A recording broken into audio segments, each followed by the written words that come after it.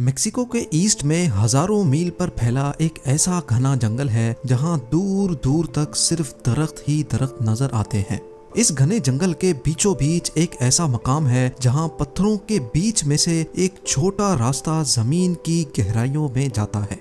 Archaeologist की एक team ने इस गार नुमा टनल के अंदर जाने का फैसला किया। उनका ये मानना था कि इस केव में, इस गार में कुछ न कुछ एबनॉर्मल जरूर है। क्योंकि ये रास्ता काफी तंग और काले अंधेरों में डूबा हुआ था, इसी वजह से इसके अंदर बगैर प्रोफेशनल इक्विपमेंट के जाना खतरे से खाली नहीं था। अगले कई घंटों की मेहनत के बाद आर्कियोलॉजिस्ट अब 230 फीट नीचे इस केव के बॉटम तक पहुंच चुके थे। पहले तो उनको यहाँ कुछ खास देखने को नहीं मिला, लेकिन फिर अचानक उनकी नजर एक सीक्रेट चैम्बर की तरफ पड़ी जिसकी एंट्रेंस को पत्थर रख कर बंद किया गया था। लेकिन सवाल ये है कि इस वीरान जंगल में जमीन से 200 फीट नीचे केव के बॉटम पर ये सीक्रेट चैम्बर आखिर किसका था और इसको कब और क्यों बंद किया गया था। ज़ेम टीवी की वीडियोस में एक बार फिर से खुशामदीद। नाजरीन, मेक्सिको के ईस्ट में मौजूद ये घना जंगल तकरीबन 30 लाख स्क्वायर किलोमीटर के एरिया पर फैला हुआ है। दरख्तों के इस समंदर के साए तले माया सिविलाइजेशन की खोई हुई दुनिया के राज आज भी छुपे हुए हैं। पास्ट में हजारों सालों तक ये पूरा जंगल माया सिविलाइजेशन के होल्ड में हुआ करता था, जहां उन्होंने अपने कई शहर आबाद कर रखे थे। इस सिविलाइजेशन के लोग काफी स्किल्ड माने जाते थे क्योंकि उन्होंने एंशिएंट इजिप्शियंस की तरह अपनी सिटीज में पिरामिड्स भी बना रखे थे और इसके साथ साथ ये लोग agriculture, pottery, hieroglyph writing, calendar making, mathematics और आर्किटेक्चर आर्ट वर्क में भी हद से ज्यादा महारत रखते थे। एक्सपर्ट्स का मानना है कि एंशिएंट मायंस ने इस एरिया में टोटल 60 सिटीज बना रखी थी, जहां बड़े बड़े महलात, पिरामिड्स और टेम्पल्स बनाए गए थे। इनकी हर सिटी का अलग किंग हुआ करता था जिसको मायंस अपना गॉड मानते थे। इनमें से कुछ सिटीज की बिल्डिंग्स तो आज भी सही सलामत खड़ी हैं और इनको डेली टूरिस्ट की एक बड़ी तादाद विजिट भी करने आती है। लेकिन इस घने जंगल में जहां प्रॉपर कोई रोड नेटवर्क भी नहीं है, इसके अंदर हजारों साल पहले बसने वाली माया सिविलाइजेशन के राज, पूरे शहर और कई स्ट्रक्चर्स भी छुपे हुए हैं। कुछ जमीन के अंदर धंस चुके हैं तो कुछ को दरख्तों के साए ने इंसानी आंखों से ओझल कर रखा है। लेकिन मॉडर्न टेक्नोलॉजी के इस्तेमाल से हिडन मायन सिटीज और उनके स्ट्रक्चर्स को ढूंढा जाने लगा है। एक्सपर्ट्स अब लाइडार टेक्नोलॉजी की मदद से दरख्तों के इस समंदर के नीचे छुपे स्ट्रक्चर्स की निशानदही कर सकते हैं।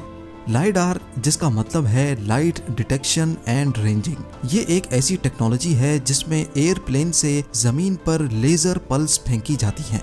ये लेजर पल्स दरख्तों को बाईपास करके जमीन से टकराकर वापस एयरप्लेन पर लगे सेंसर तक पहुंचती है और फिर इस डाटा को प्रोसेस करके ग्राउंड की एक शेप तैयार की जाती है।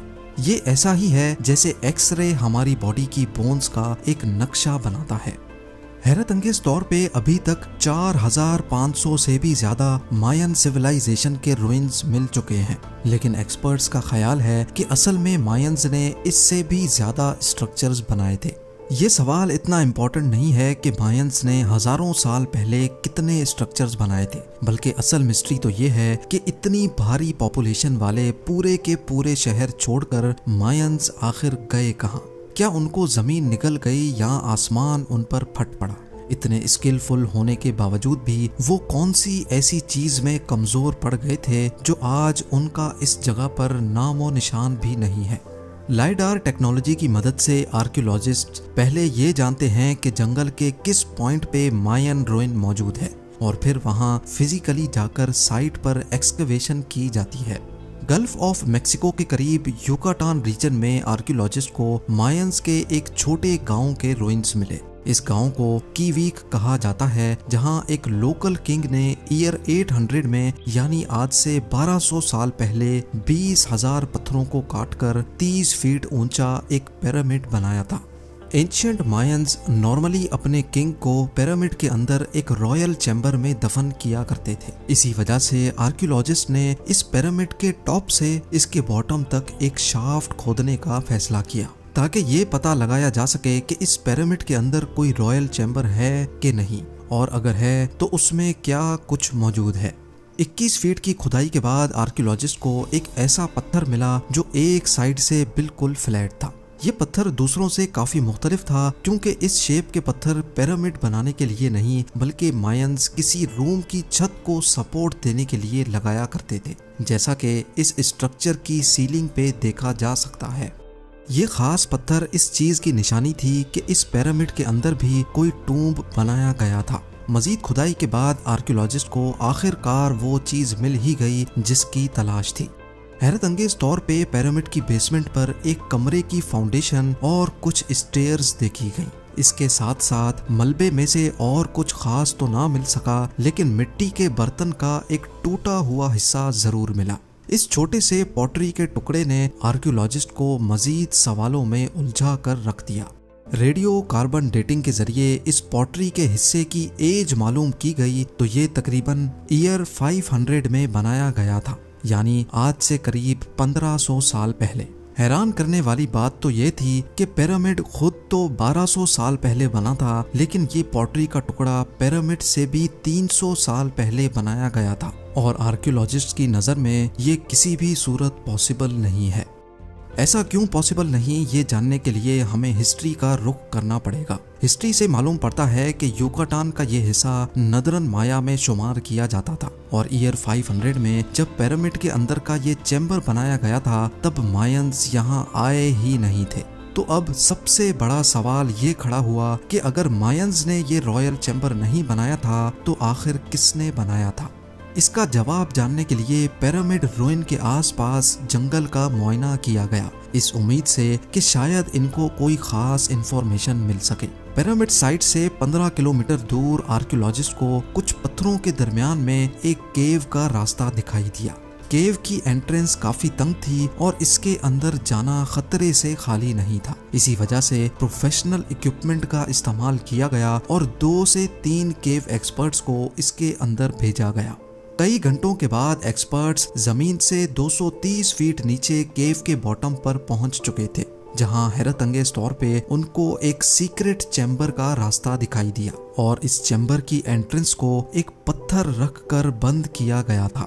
जब चैम्बर की एंट्रेंस को खोला गया तो अंदर वो कुछ देखने को मिला जो किसी के वहमो गुमान में भी नहीं था। जी हाँ, जमीन से 230 फीट नीचे केव के इस सीक्रेट चैम्बर में बहुत सारी इस्तेमाल शुदा फायर टॉर्चेस पड़ी देखी गई, जिनको कदीम दौर में रोशनी के लिए जलाया जाता था। फायर टॉर्चेस के अलावा यहाँ बड़ी तादाद में मिट्टी के टूटे हुए पॉट्स भी मिले। ये पॉट्स के टुकड़े वैसे ही थे जैसे 15 किलोमीटर दूर पिरामिड की बेसमेंट से एक टुकड़ा मिला था। ऐसा मालूम होता था कि ये जगह किसी दौर में कोई इबादत गाह हुआ करती थी, जहाँ लोग कोई विश पूरी करने के लिए यहाँ आकर पॉट्स तोड़ा करते थे। इनमें से कुछ पॉट्स के पीसेस को जब दोबारा जोड़ने की कोशिश की गई तो हैरत अंगेज तौर पे एक और हकीकत खुलकर सामने आ गई। ये नोटिस किया गया कि पीसेस जोड़ने पर पूरा पॉट कभी भी कंप्लीट नहीं होता था, बल्कि इसमें एक पीस हमेशा शॉर्ट पड़ जाता था। ये अजीब मिस्ट्री किसी को भी समझ नहीं आई कि यहाँ तोड़े जाने वाले तमाम पॉट्स का एक पीस मिसिंग क्यों है। आर्कियोलॉजिस्ट का शक था कि ये लोग यहाँ पॉट्स को तोड़ते तो थे, लेकिन उसका एक हिस्सा शायद अपने साथ ले जाते थे और उसको अपने घर के अंदर रखते थे।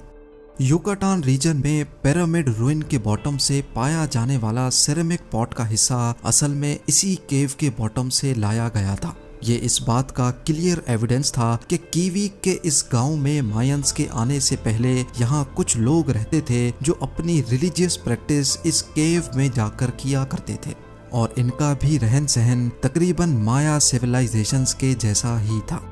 उधर जमीन के अंदर केव में सीक्रेट चैम्बर जहां सिरेमिक पॉट्स तोड़े जाते थे, वहां से आर्कियोलॉजिस्ट को केव में मजीद आगे जाने का भी रास्ता मिला। एक्सपर्ट्स ने मजीद एविडेंस हासिल करने के लिए केव के इस रास्ते पर जाने का फैसला किया। थोड़ा ही आगे जाने के बाद एक्सपर्ट्स को एक और सीक्रेट चैम्बर मिला जहां पत्थर की दीवारों पर कुछ ऐसे नक्शे बने थे जिनको देखकर दिमाग दंग रह जाता है। केव के इस डीपेस्ट पॉइंट पे पत्थर के ऊपर एक 3D जैगुआर की पेंटिंग हो रखी थी। ना सिर्फ इतना बल्कि दीवारों पर एक और पेंटिंग में जैगुआर को हिरन का शिकार करते भी देखा गया। एक्सपर्ट्स जिन्होंने पहले भी दूसरी माया केव्स में पेंटिंग्स देख रखी थीं, ऐसी पेंटिंग्स वो अपनी लाइफ में पहली बार देख रहे थे। इन पेंटिंग्स का जब डिटेल्ड एनालिसिस किया गया तो मालूम पड़ा कि ये ईयर 100 BC में बनाई गई थी, यानी आज से करीब 2100 साल पहले। और साउथ से मायंस के आने से भी 800 साल पहले ये पेंटिंग्स यहाँ बनाई गई थी। अब इस नए एविडेंस से एक बात तो साबित हो चुकी थी कि कीवीक के इस गांव में साउथ से मायंस के आने से पहले भी एक सिविलाइजेशन रहती थी। उनका रहन सहन और कल्चर लगभग मायंस के जैसा ही था और यही रीजन था जिसकी वजह से एक्सपर्ट्स ने इनको अर्ली या फिर क्लासिक माया का नाम दिया। इतनी बड़ी पॉपुलेशन और हजारों स्ट्रक्चर्स बनाने वाले मायंस के साथ आखिर ऐसा क्या हुआ था जो वो अपना सब कुछ छोड़कर यहाँ से जाने पर मजबूर हो गए और फिर कभी लौट कर नहीं आए? ये सवाल आज तक दुनिया के लिए एक मिस्ट्री बना हुआ है। उम्मीद है जेम टीवी की ये वीडियो भी आप लोग भरपूर लाइक और शेयर करेंगे। आप लोगों के प्यार भरे कमेंट्स का बेहद शुक्रिया। मिलते हैं अगली शानदार वीडियो में।